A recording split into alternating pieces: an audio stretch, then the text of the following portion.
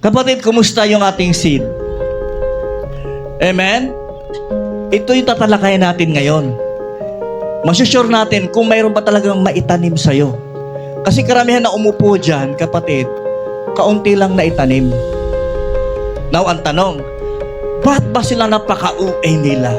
May pa-apir-apir pa sila. May patayo-tayo pa sila. Alam niyo kung bakit? Oo, you heard the message. Ang haba ng mensahe ko umabot ng 40 minutes. Ang narinig mo, message. Pero wala kang narinig na word.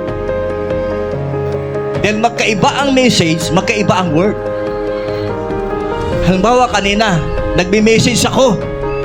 Biglang gumano si AJ, ha? Oo! Ganun pala yun! Yung word.